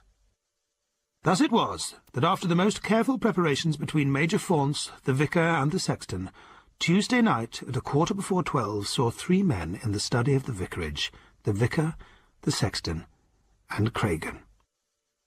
Now Cragen was pleased at the way he had hoodwinked the judge and jury, but there was one thing that disturbed him, and that was the mysterious disappearance of John's blood-stained suit. In spite of his spell of drinking since the inquiry, he remembered putting it safely in his cupboard. But then who had taken it? It was the hope of discovering this danger that had induced him to obey the vicar's urgent request for him to visit him on that Tuesday night. Mipps had told him that his life was in danger, but that the good vicar, whose province it was to look after the blackest sheep, was desirous of saving him. Thus it was that Cragen listened to the true version of his crime, while Dr. Syn talked on with a pistol in his right hand and a gilt button in his left. "I picked this up in the cabin of the Evenden boat," he said. "You deceived the judge and jury, but not me, my friend. I saw the 3 rungs cut from the ladder. You thought that John would be accused of killing his brother since you had spread the lie about their quarrel. But your cunning plan miscarried, and John, rushing to the rescue, was also a victim of your knife, and while crouching over your second prey you conceived the thought of implicating the Scarecrow. Fool. The Scarecrow never makes mistakes. You do. You should have noticed this button. You should not have allowed me to give you the sleeping draught, for as soon as you were asleep I searched and found these. With his foot, Dr. Syn lifted the lid of the iron chest, and Cragen stared with horror at the blood-stained suit. "Hide them!" Cragen whispered hoarsely. And then there came a sharp knocking on the front door. "See to it, Mips." Mips went to the door and returned with disquieting news for Cragen. "It's a party of them night riders sent by the Scarecrow, Vicar. They wants to hang Cragen on the gallows in front of the courthouse." "Did you admit he was here?" asked Syn fearfully. "No, Vicar, but I said the Scarecrow was, and searching the house. I said he'd be coming out soon, but his orders were that they should lie hid till Cragen appears." "Why did you say that?" "Because, sir, I remembered our old Scarecrow in the turnip patch. I also has a dislike of seeing a man, even Cragen, wriggling for life on our gallows. It's too near where I works. Because the garden is full of men waiting for Cragen, the only way he can get away is to dress in the Scarecrow's rags." Cragen looked at Mips in adoration, so that Dr. Syn, who had rehearsed Mips in this speech, winked his amusement before adding, "Get the rags, then, while Cragen signs the confession. And mark this, Cragen, if ever you return to this marsh, you shall hang." After dressing in the rags, Cragen signed the confession and gladly accepted a purse of guineas to help him on his way. Then they let him out of the front door, closed it, and waited. They heard his step on the gravel, a sharp word of command, then a crackle of musketry, a fall, a rush of feet, and then a knocking at the door. The vicar opened it. "Well?" "The Scarecrow is dead," replied Major Faunce. "So would we have been if the vicar hadn't given him a purse of guineas," said Mips. "Which I have great pleasure in restoring, Reverend Sir," said the Major. "May I add that you have played a brave part in trapping this rascal tonight? You may sleep soundly while we carry his body to Dover Castle." But Dr. Syn did not sleep.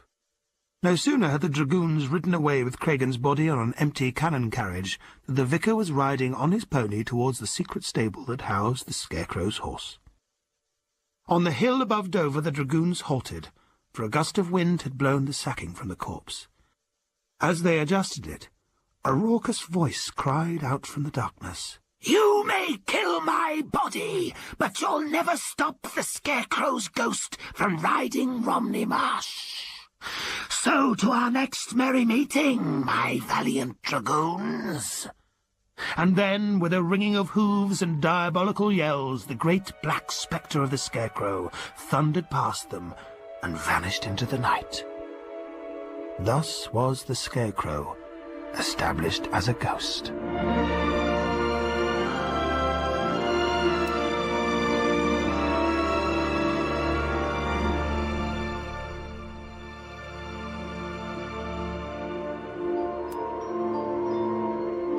Everybody realized that Dr. Syn was one of the Scarecrow's chief enemies on Romney Marsh. The villagers expressed their admiration at the good vicar's daring in ranging himself so deliberately against the leader of the Night Riders, but some were genuinely afraid for him. For Dr. Syn made no secret when he was threatened. Whenever he received one or another of the Scarecrow's scrawled warnings, which were left in surprising places, such as under his pillow or on his pulpit, he would carry it immediately to General Troubridge. But despite his continual outbursts against the Scarecrow, the vicar viewed the exploits of Jimmy Bone with extreme toleration. No one was more astonished at this attitude than the famous Mr. Hunt, the Bow Street runner. He called at the vicarage one day. "Hunt, sir," he introduced himself. "I'm down here hoping you can give me information that will assist me in catching Gentleman James, known, I believe, in these parts as Jimmy Bone." "Mr. Hunt," replied the vicar amiably, "you cannot expect me to side with you against one of my most punctilious parishioners." "You're what?" "I do assure you, Mr. Hunt, that there is no man under my ecclesiastical jurisdiction who is so punctilious in paying his tithes. Now, had you been sent to arrest the Scarecrow, you would have found me a worthy and not unhelpful ally." "I've a mind to get both of them," said the Bow Street runner. "And if you can help me to one or either, well then, reverend sir, I promise that your tithe shall not be at a loss for me." "Well, I understand that Mr. Bone is in Picardy at the moment. You mean to tell me that he's gone to France?" "I did not exactly tell you so," replied Dr. Syn humbly, "but that's what I've heard. So, come, Mr. Hunt, why not join with me in hounding out this other outlaw, the Scarecrow? What the Customs, Navy, and Dragoons have failed to do, Mr. Hunt of Bow Street might accomplish. How can you help me? In the first place, take off that absurd red waistcoat and try not to look so confoundedly like what you are. The folk in this part of the globe are not fond of foreigners, so behave pleasantly, spend money freely. Above all, follow my instructions implicitly. I've twice delivered the Scarecrow into the hands of the authorities, but they have allowed him to escape through not realizing the full measure of his ingenuity. You'll not escape, Jerry Hunt. But you must understand this," went on the vicar. "I will not be questioned by you. If I tell you, for instance, that the Scarecrow has a run set for next Wednesday night, you must not say to me, 'How do you come by this knowledge?' Because, Mr. Hunt, I visit the sick. I pick up unconsidered trifles of gossip." "Jerry Hunt puts himself entirely at your service, sir, and I'll leave my red waistcoat with you until I return with the darbies on the Scarecrow." "The darbies on the Scarecrow? What an inspired sentence, Mr. Hunt." The runner then divested himself of his waistcoat before leaving for the Ship Inn, where he endeavoured to look like an ordinary traveller. But he was conscious of being watched. This was no doubt due to Dr. Syn, who had passed word to Sexton Mipps of the visitor's true identity. A warning was also sent to Jimmy Bone. This was on the Saturday, and at night, behind closed shutters of the vicarage, Dr. Syn, Mipps, and Jimmy Bone met in consultation.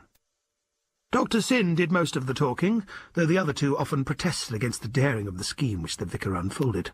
But he ruled them down. "It cannot miscarry, because I shall depend as much on you two as upon myself, and you will not fail me any more than I could fail you." It was on Sunday that the blow fell, and it fell in church at morning prayer. The bells had rung. They had stopped when the Cobtree family, accompanied by General Troubridge, had assembled in the squire's pew. Now, when the bells stopped, it was a signal for Dr. Syn to intone a blessing from his vestry. Upon this Sunday, however, his voice was not heard. There was an awkward pause. The squire sent the beadle to the vicarage to see what had delayed the vicar. But the vicar was not there. Mrs. Honeyballs, the housekeeper, thought he had gone out after breakfast. The squire then ordered the choir to sing a hymn, and then he stood up at the desk to read from the Bible. It was then that he saw the paper lying on the desk cushion. He read it silently, and gasped.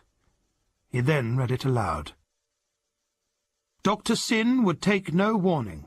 He was becoming a menace to me and to my night riders, so I have been compelled to remove him. The Scarecrow." After urging every able-bodied man to search for the good vicar, the squire dismissed the service. Now Mr. Hunt, who had attended church to hear his secret ally, approached the general and the squire, and after introducing himself he promised not only to discover the whereabouts of the vicar, but to arrest the Scarecrow. He declined the general's offer of military help. Hunt had no wish to share the large reward that had been set upon the Scarecrow's head. There was no news, however, all through Sunday and Monday. Mipps went about sad and morose. Tuesday, nothing. But Hunt had laid his own plans. Confident that Wednesday night would bring the Scarecrow out upon the marsh, he determined to get sight of him. For it happened that a wild and fantastic idea had entered into Hunt's brain. On Wednesday evening he retired to his room, saying that the marsh drinks were too strong for a mere Londoner. He wasn't surprised to find that his door had been secured from the outside, and that he was a supposed prisoner. He had planned to leave by the window in any case. Thus it was that by 11 o'clock he was sweeping Dymchurch beach through a spyglass, while lying hidden on top of a haystack. He had heard much talk in London about the Scarecrow and his night riders, but he had never imagined that the operation was run on such a big scale. First he saw flashing signals playing over the marsh. Then a great beacon was fired from Aldington Knoll, and on the full tide he saw many vessels putting into the bay. But the smugglers were not to have it all their own way. Hunt heard a ring of hoofs on the marsh road, and then there swept by a troop of dragoons with sabres drawn. As he watched them disappear, he suddenly saw a tall, wild figure mounted on a fierce black horse, silhouetted against the skyline. It was the Scarecrow. Raising one arm, he fired a pistol to the sky, which was answered by a wild yell, as from the farm buildings behind Hunt's haystack a mad cavalcade of mounted devils swept across the road and, leaping the dikes with screams of derision, galloped towards the flank of the dragoons, who were borne down and scattered by the outnumbering night riders.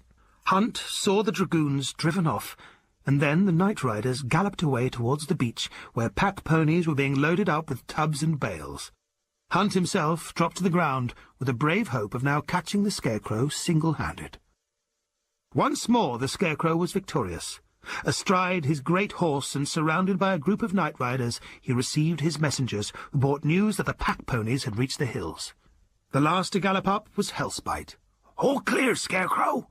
But the Scarecrow rasped out, "Were any of the men hurt in that skirmish with those damned dragoons?" "Aye.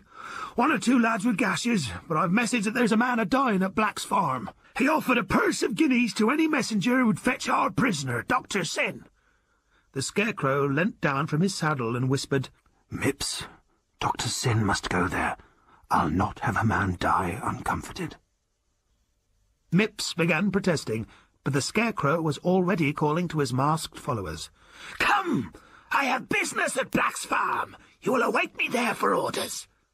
They rode hard to the farm, and the Scarecrow, Hellspite, and a tall devil called Beelzebub entered the house. Mother Black pointed to a door off the powder closet. After a gruff word of thanks to her for harbouring the wounded man, the Scarecrow ordered her to bed. "I'll get the man's candle," said Mips. "No, I will," said the Scarecrow. "Beelzebub, wait out here and guard the passage door." Through the folds of the blood-soaked bandage around his head, the dying man saw the ghastly mask surveying him in the candlelight. "I sent for the parson," said the rough voice. "Don't believe in him myself, but if a dying man asked for my last drop of brandy, I'd give it." The man muttered his thanks as a voice came from the powder closet. "They've brought the parson, Scarecrow." "I'll come," replied the Scarecrow, carrying the candle with him. Sheltered by the half-closed door and assisted by Mips and the candlelight and mirror, he quickly stripped off the mask and rags, beneath which appeared the black clerical suit of Doctor Syn. During the operation he addressed himself for the benefit of the dying man in the Scarecrow's voice. "He's in there, Parson Syn. No tricks, mind." "I will do what I can for him," replied the sweet, calm voice of Doctor Syn. As he took a last look at himself in the mirror, Mips saw his master give a sudden start. Although the little sexton did not know the reason for alarm, he understood the silent signal which followed, for Doctor Syn pointed to the floor and made a crawling gesture with his fingers. Mips dropped quietly on his stomach as his master entered the room. "Is that Doctor Syn?" whispered the wounded man. "Aye, come to pray with you, my poor fellow. But ere I begin, if you can bethink you of any crime upon your soul, now is the time to confess it." "Well, there is one thing, sir. It is a crime to act the spy in order to send the cleverest rogue to the gallows." Doctor Syn considered this before replying, "Good men have from time to time been forced to play the spy. But tell me more." "I will, sir," whispered the dying man. And then, with one superb gesture, he peeled the blood-stained bandage from his head and flung back the bedclothes, and Doctor Syn found himself looking into the barrel of a pistol held by the Bow Street runner. "I told the squire I'd find Doctor Syn," said the grinning Hunt. "I have. I found him out very well. I told you I put the derbies on the Scarecrow too. Very clever, Dr. Scarecrow, but Jerry Hunt's been a bit cleverer. No offence, Mr. Parson Smuggler, but out with your wrists, and we'll have the derbies on." Dr. Syn shook his head sadly. "Mr. Hunt, I will not discuss the absurdity of your statement here. It is too laughable. I have suffered so much in the last few days at the hands of this Scarecrow. Now, if you can get me away from these ghastly night riders, I will forgive your ridiculous accusation." "Oh, I'll get you away. Don't worry," chuckled Hunt. "There's a manure heap under this window. A bit dirty for a parson, but it'll break our fall, and you shall have a wash before facing the magistrate, I promise you." "And I promise you that if you don't drop that pistol, you're deader than your manure heap. Sharp's the word." And sharp it was, for Mr. Hunt felt cold steel pricking his back. He dropped his pistol and turned to see the owner of the words. "Give me that pistol, Parson Syn," ordered Hellspite, pressing the dagger bayonet of his blunderbuss against the runner's back. Yes, Mipps had understood his master's gesture, and had crawled behind the bed when Dr. Syn had entered. "Now, Parson," he ordered, "save your skin by fetching the Scarecrow. He's outside." Dr. Syn, with a look of resignation, went out, and some minutes later the Scarecrow and Beelzebub came in with ropes. They bound Mr. Hunt securely and gagged his mouth with blood-stained bandages. "Since he prefers the window, let him go by it," laughed the Scarecrow, and Hunt was pushed out onto the manure, where he was pounced upon by the waiting night riders. Thrown over the Scarecrow's saddle, the whole cavalcade set off at the trot for Dymchurch. They halted at the twin-posted gallows between the courthouse and the church. Hunt gave up all hope when he saw the hanging noose. He was agreeably surprised when, at the Scarecrow's orders, he was but lashed to the right-hand post. "And now, lads," croaked the Scarecrow, "home to bed, and dream of the guineas you have earned tonight." The group rode off, and just 3 from the crowd remained. Hellspite, who still held Hunt's pistol but pointing towards a tall night rider they had called Beelzebub, and the Scarecrow. Hunt wondered what the night rider had done to be thus guarded. He soon found out. "Off with our uniform, Hellspite," ordered the Scarecrow, "and lash the meddlesome parson to the other post."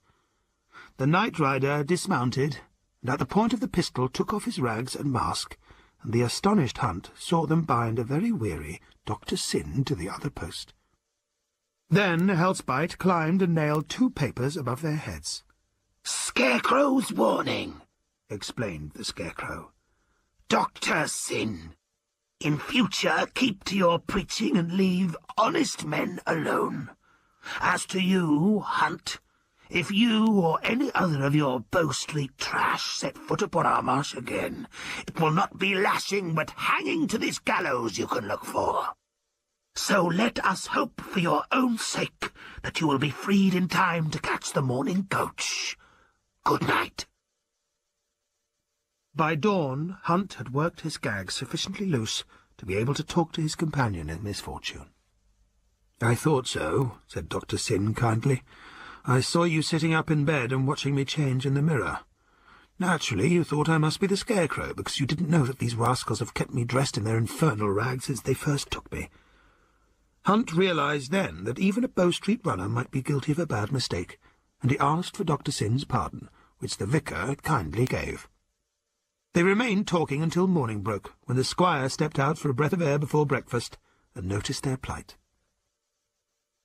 Though the good vicar seemed badly shaken after his mysterious adventures, he refused to say a word, affirming that he had promised, if released, to keep silent, and so must keep his word. As to Hunt, he cleaned himself up at the inn, but was so fearful of missing his coach that he did not even trouble to call at the vicarage for his red waistcoat. He went post-haste to London, where he kept his mouth shut, not caring to boast of his misfortunes on Romney Marsh. That night, Gentleman James tapped on the door of the vicarage about midnight, and was admitted by the sexton. "Ah, my good Jimmy Bone," said Dr. Syn. "You have come to be congratulated, I presume, upon your excellent imitation of the Scarecrow. It was vastly entertaining to me, and very bewildering to Hunt. Have some brandy." "I really came to pay my tithes," said the highwayman, removing his mask. "Just held up another coach." "The parish accounts, please, Mipps," said the vicar, taking the coins. "I suppose it is useless for me to point out to you, James, the error of your ways." "Quite," said the highwayman. "Pity, perhaps," said Dr. Syn, smiling while he entered 10 guineas in the columns of the Sick and Needy Fund. "But you are a good fellow, Jimmy." Although General Troubridge frequently quarrelled with his brother the Admiral, the one subject which brought these cantankerous old warriors into unity was the press gang. Most people thought it an odious, unbarbaric institution, detrimental to the freedom of the citizen. To this, however, the Troubridges would reply, "The only way to maintain the freedom of the citizen is to keep His Majesty's forces up to strength. If men will not join the colours of their own free will, then the press gang is the only solution." On a cold November morning, a party of this odious institution, consisting of 9 men under the command of a petty officer named Stubbard, came swinging along the main road from Dover. There was no pretence at any secrecy, for on each side of Stubbard marched 2 little powder monkeys, one boy proudly banging a drum, while the other led the sailors whistling tunes on a long fife. Not an able-bodied man did they encounter from Dover to Sandgate, for at the sound of their music their likely victims made themselves scarce. But this did not trouble Stubbard. He was bound for Dymchurch.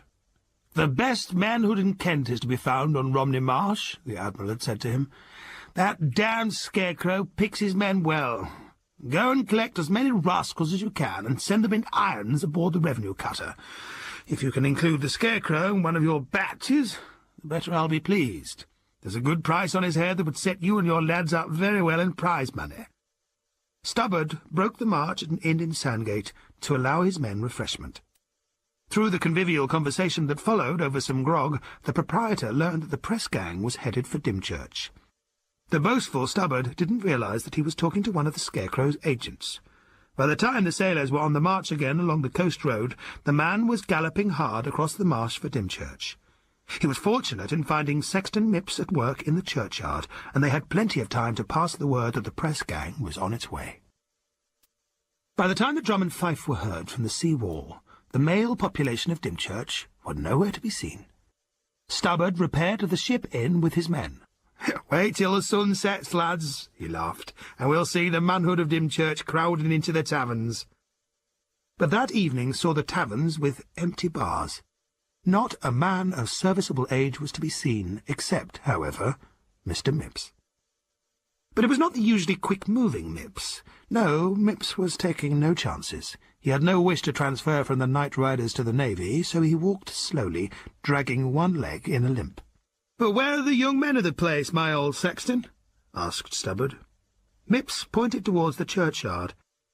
"There they lie, mister. Most unhealthy spot this, what with marsh fever and worse." "And what's worse than marsh fever, eh?" Mipps shuddered. "Them things that rides on the marsh. Phantom horsemen, my son. It's death to meet 'em." Although the sailors laughed at the old man's fancies, they did not feel quite so comfortable when they walked through the empty village and looked out over the great lonely marsh. But then they gained their first victim. Young Hadley's wife was ill, and he had to get to Dr. Pepper's residence. It was then that the gang surrounded him and knocked him senseless with their cudgels. They carried him away to the sea wall and flashed a signal to the revenue cutter. A boat came ashore, and the unconscious young husband was thrown in. When the news of this outrage became known, Hadley's 2 brothers and father went to the Ship Inn with their tempers strung to murder point. But they were no match for the press gang, who served them the same as their young relative. Mipps witnessed the scene and carried the news to Dr. Syn. Then, on receiving instructions from the vicar, he went back to the inn where he pretended to get talkative over his drink. Stubbard drank with him, until at last Mipps staggered back to his bed. "I've pumped that little man dry, lads," he confided to his men. "There's to be a run tomorrow night. The sexton assures me that if we hide at a place called Black's Farm, we'll see the Scarecrow and his phantom riders. If we can get the Scarecrow, we're made men, but in any case we'll get some of them." By 9 o'clock the following evening the press gang was safely entrenched in the dry dyke at Black's Farm. They had a long and dreary wait. "If that sexton has hoodwinked me," growled Stubbard at midnight. "No signs yet of these phantoms he talked about." "Not phantoms, but men, smugglers," whispered one of the gang. True enough, they heard voices, and a minute later saw a party of 3 men cross a footbridge into the field. "Come on, lads, we'll make sure of these at any rate," said Stubbard. Out of the dyke they scrambled, with cudgels in hand and their cutlasses ready. One of the powder monkeys was ahead, and he turned to see whether the others were following him, and then he let out a ghastly scream of terror. The others turned and saw the phantom horseman, the Scarecrow himself. He sat grinning at them upon his gigantic black horse, not 20 yards behind them. Stubbard waved his cutlass. "There's prize money to last us a lifetime, lads! Follow me!" "Stay where you are!" cried the Scarecrow, raising his pistol. But instead of firing straight, as Stubbard expected, the phantom horseman fired above his head, and at that signal the most dreadful howl arose, as round from Black's farm some 50 night riders came galloping. The sight of their hideous masks and fierce barebacked horses demoralized the sailors. Their cutlasses and short cudgels were useless against the long stout poles which the riders used as lances. Outnumbered, they were ridden down beneath the fierce charge. "The press gang pressed," laughed the Scarecrow. "Now let's see whether these lads have the strength to carry tubs." Then half the troop dismounted, and while some of them covered the sailors at pistol point, others bound their arms with cords. "What about these boys, Scarecrow?" asked one of the smugglers, who grasped a terrified powder monkey. "Poor little devils," rasped the Scarecrow. "Shame on you, Mr. Stubbard, to bring such youngsters out on dirty work. Well, they shall have a joyride. Hellspite, you take one up behind you, and Beelzebub the other. Hold on, my sons!" Then he turned to the sailors. "And now, my bully tars, let's see how your sea legs can spring to it ashore." He pointed across the marsh seawards before breaking into a canter, which was followed by the cavalcade. Jumping, leaping, falling, and splashing, the press gang's curses dwindled down to moaning, till, caked with mud and soaked with the cold dyke water, the Scarecrow brought them to the endless shingle of Dungeness. Here he called a halt, while signals were exchanged with flashes in the distance. "Escorting party, dismount!" rasped the Scarecrow. "We've got to move before dawn. Now let's see whether these bully tars are better at the carrying than they have proved themselves at the jumping." The sailors then had a long tramp through slipping pebbles to the shore. Here some 40 tub-carriers, with blackened faces, hoisted their burdens with the ease that came of use. When the sailors were loaded up with their tubs, they groaned beneath the weight, not knowing that they were filled with stones for their benefit, and then they were all blindfolded. When they objected to this, a sprightly little night rider called Hellspite replied, "You submit with good grace, for if I'd had my way I'd have doused your glims so that you could never squint through a telescope again to spy on honest men." Following day, the 2 young powder monkeys presented Admiral Troubridge with a message. It read, "Sir, I have pressed your press gang. They are employed in carrying tubs of contraband. When the 4 Hadleys are restored to their homes, I will return to you the 10 sailors. The Hadleys are not smugglers, but they are marshmen, and as such I take their part." The Scarecrow. Although Admiral Troubridge was at first defiant against the Scarecrow, the strong opinion expressed on both quarter and lower decks forced him to release the Hadleys, after which they waited in Dover for the reappearance of the press gang, no one doubting, except the Admiral, but that the Scarecrow would keep his side of the bargain. The next night the Scarecrow's fleet once more put into Dymchurch Bay. One of the smaller luggers tacked too far from her protecting vessels, and the revenue men were able to cut her off. Seeing danger, her crew jumped overboard and swam for the beach, where they had the mortification of seeing their prize of good barrels taken in tow by the cutter towards Dover. The lugger was anchored in the harbour, where the officers in charge put a couple of armed men aboard to guard her till morning. But as the men sat watch, to their astonishment and terror, a chorus of gibbering and moaning issued from the barrels. It was then that they noticed chalk letters around the barrels, and by the light of the lantern read, "Pressed press gang returned for duty, with the Scarecrow's compliments." When the news spread to Dymchurch, Dr. Syn looked at Sexton Mipps and chuckled. "I'm relieved the rascals got back alive. I had no fear they would suffocate as the barrels were warped, but I suffered some qualms about the old lugger." "Aye, sir. I doubt she'd have weathered another cross-channel trip." "I'd like to have seen the unpacking of that stubbard," laughed the vicar. "Poor devil. Suppose you pass the brandy, Mipps, so that we can drink the like damnation to all our enemies." And as he took the bottle, Syn began to sing quietly Clegg's old chanty. "Oh, here's to the feet what have walked the plank, yo-ho for the dead man's throttle." Mipps grinned. "I believe you hankers to be Captain Clegg again." "Well, who knows, my good Mipps, but that even yet it may not be cut and run for us, and another spell of piracy on the high seas. So here's to the corpses afloat in the tank, and the dead man's teeth in the bottle."